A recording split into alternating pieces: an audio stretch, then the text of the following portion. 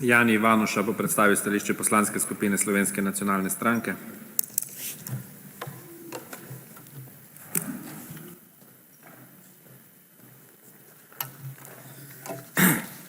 Lep dober dan vsem prisotnim v dvorani.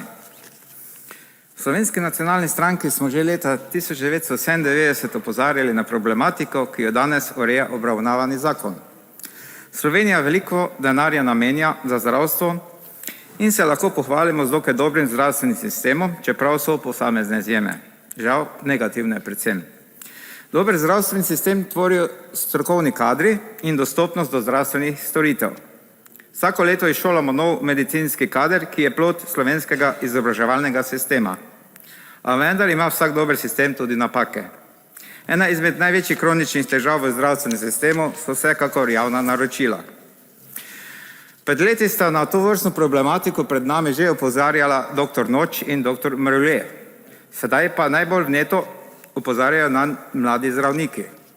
Ljudje, ki niso vpeti v razne komisije za nabavo medicinske opreme, pa kljub temu imajo dovolj znanja in vedenja o tem, kolikšne so cene medicinskih pripomočkov in medicinske opreme v tujini.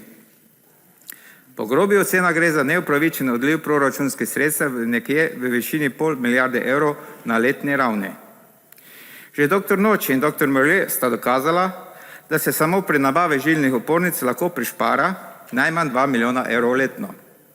S tem denarjem bi lahko uspešno rešili problem financiranja dolgotrajne oskrbe v Sloveniji. Torej, denarja je dovolj, problem je v zakonih in v etiki vpletenih v javna naročila. Po našem mnenju se lahko ta problem reši z novelo, ki jo imamo pred seboj, zato jo bomo tudi podprli. Večje breme te rešitve pa nosijo organi odkrivanja kaznivih dejanj in organi pregona kaznivih dejanj. Če bi policija in tožilstvo že danes kakovostno opravila svoje poslanstvo, najverjetneje ne bi imeli tako velikega odtoka proračunskih sredstev pri javnih naročilih v zdravstvenem sistemu. Zakon tudi ustanavlja vladni urad, ki bo pristojen za centralno cenovno evidenco. Urad naj bi postavil referenčno ceno na podlagi cen, ki bi jih pridobil iz analize podatkov iz slovenskih bolnišnic in bolnišnic primerljivih držav članic Evropske unije. Končna cena javnega naročila ne sme odstopati za več kot 10% referenčne cene. Če cena ponudnika presega referenčno ceno za več kot 10%, naročnik medicinske pripomočke in medicinske opreme po postopku s pogajanji brez predhodne objave nabavi na enotnem trgu Evropske unije. Če naročnik ugotovi, da je enako blago po nižji ceni kot pri sedaj izbranem ponudniku, o tem obvesti ponudnika. Če ponudnik v 30 dneh ne bo znižal cen, sme naročnik nabavo opraviti na prostem trgu.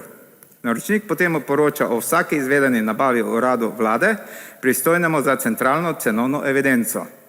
Če obstajajo odstopanja med ponujeno ceno in referenčno ceno, o tem urad obvesti Evropsko komisijo. Naročnik pa o tem seznani tudi proizvajalca. Pri zakonu gre za zagotavljanje vzdržnosti javne porabe in zmanjševanje proračunskih izdatkov ter transparentnost in ustrezne primerljivosti nabav, ki je nujna za učinkovito porabo javnih sredstev. Skratka, dobili bomo dobre materiale z ustreznimi cenami. Menimo, da bi bila ena izmed boljših rešitev uzakonitev obvezne skupne nabave medicinske opreme in pripomočkov, tako za primarno, sekundarno in terciarno raven za celotno državo. Tako nabavljen material bi se nato razdelil glede na potrebe posamezne zdravstvene inštitucije. Hvala za pozornost.